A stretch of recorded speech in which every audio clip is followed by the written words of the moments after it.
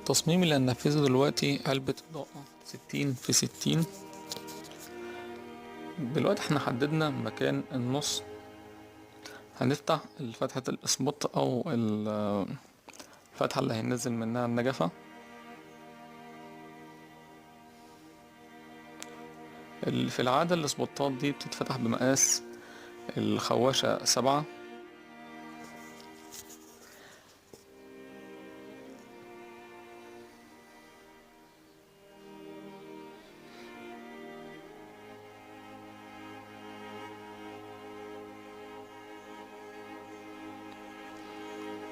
دلوقتي احنا مجهزين معانا الزوايا اللي هي الشاسيه الحديد، الزوايا الحديد اللي هتركب في الداخل.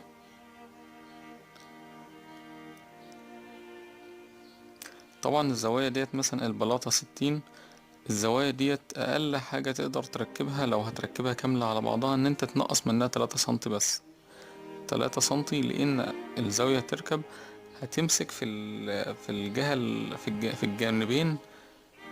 الجبس، قطعة الجبس اللي هتركب هتكون داخلة سنتي ونص، يعني من يمين مثلا سنتي ونص، من الشمال سنتي ونص، يبقى انت محتاج اقل 3 سنتي.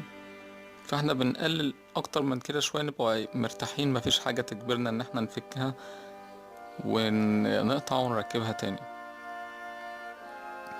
في البداية احنا ركبنا الزاوية ديت، وعملنا حسابنا قطعة الجبس الصغيرة اللي كانت معانا، عملنا حسابنا القطعة دي سنتي ونص، دخلنا الزاوية سنتي ونص عن حرف البلاطة، بحيث ان احنا منركبش الزاوية من الخارج تيجي تركب القطعة الجبسون برضو تلاقي برضو راكبة من الخارج، تديك بروز اكتر من 60، تديك 61 ونص من جنب واحد، وبالتالي هتزيد في التلات جوانب التانيين.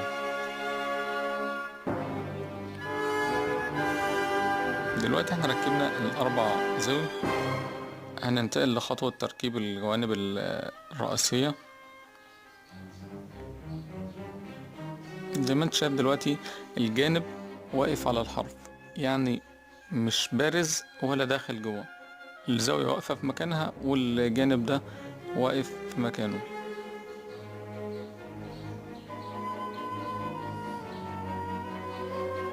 بنثبت اول مسمار من جهة والتاني مسمار من جهة تانية، بحيث ان احنا منبقاش ماشيين نثبت الاولاني التاني التالت يحصل فيه ارتفاع هنفضل ماشيين مع الارتفاع نفسه، لا احنا كده ثبتناها من اولها لاخرها. وبعد كده بنبتدي ان احنا نأكد على اللي في النص.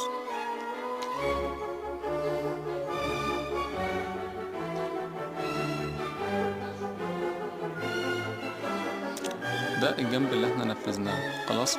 هننتقل للجنب المقابل، يعني ما نجيبش الجانب اللي جنبه على طول، لا احنا نجيب الجنب المقابل. هنقول ليه دلوقتي؟ لان انت لما تركب الجنب المقابل ده هيتبقى لك الجانبين اللي هما اللي في النص، بالتالي هيبقوا ناقصين 3 سنتي. يعني الجنب اللي احنا هنركبه ده 60 في الارتفاع كام؟ في 10 ونص، لان البلاطة النايمة نفسها سنتي ونص، سنتي ونص و10 ونص يديك السقوط 12 المطلوب. تمام. البلاطة ال60 اللي هي الوقفة الرئيسية اللي احنا بنركبها دلوقتي، ده بلاطة 60 سنتي. اللي هتركب بعد كده هتبقى ناقصة 3 سنتي، لان في مكان متاخد سنتي ونص في البلاطة اللي احنا بنركبها حالا، وسنتي ونص في البلاطة اللي احنا ركبناها قبل كده.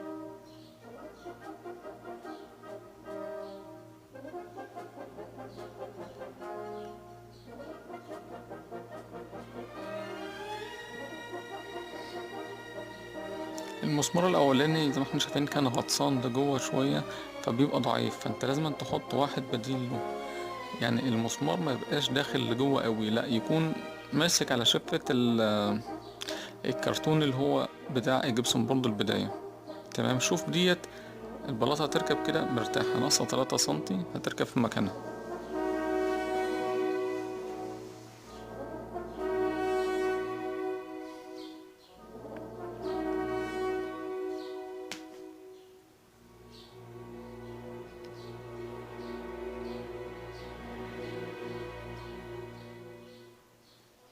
كده يبقى احنا نفذنا الخطوات اللي يعني هو الشغل مش مرهق ولا حاجة، بس الخطوات اللي هي تعتبر أصعب حاجة إن أنت تنفذها، يعني أنت نفذتها وأنت واقف على الأرض ومرتاح ومزاجك حلو، أحسن ما تنفذها وأنت واقف على سقالة واسند القطعة دي أو حد يشيل معاك أو كده. لأ، هي قطعة أنت نفذتها مرة واحدة هتطلع تركبها، مش هتاخد منك التركيب بتاعها زي ما أنت شايف أصلا الفيديو على طبيعته، مش هياخد منك أزيد من 10 دقايق.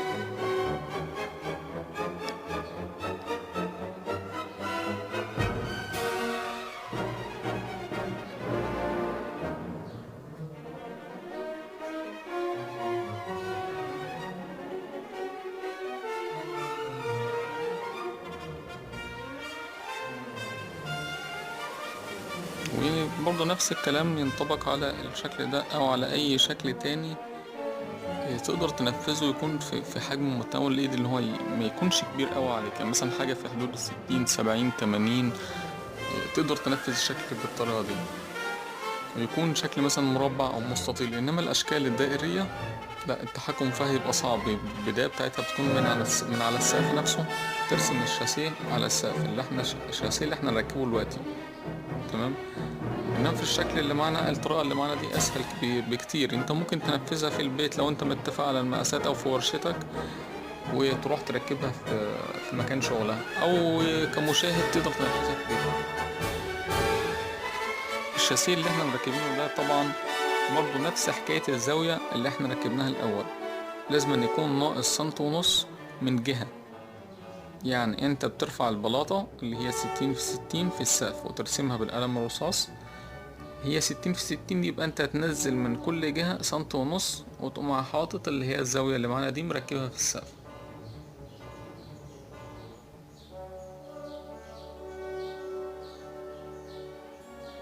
طبعا التخريم هيكون بشنيور اللي هو الهيلتي، انما التركيب هيكون بشنيور عادي اللي هو اللي احنا شغالين بيه حالا.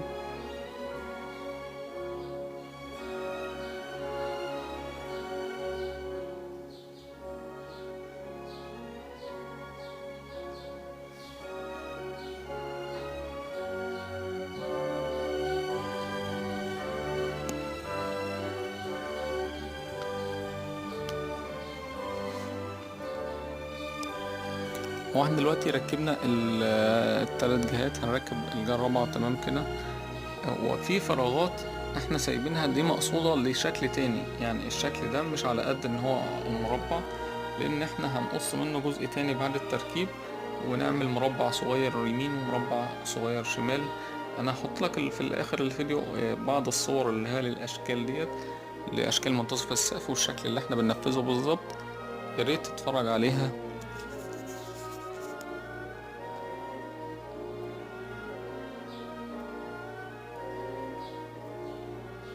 تمام، احنا كده دلوقتي بنعمل خطوة سهلة يعني مش صعبة قوي.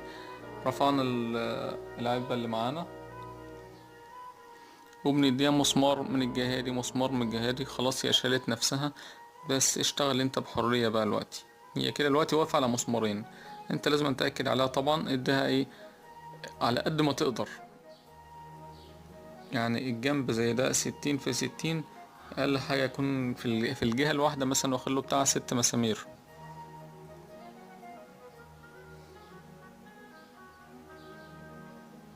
طبعا مسمار التركيب ده بيكون اقل حاجة اللي هو 3.5، مسمار طويل عشان يقدر يعدي من قطعة الجبسون بورد اللي هي سنت ونص ويوصل لقطعة الحديد اللي هي الشاسيه اللي معانا ده. ما يكونش مسمار صغير، لان حتى لو واصل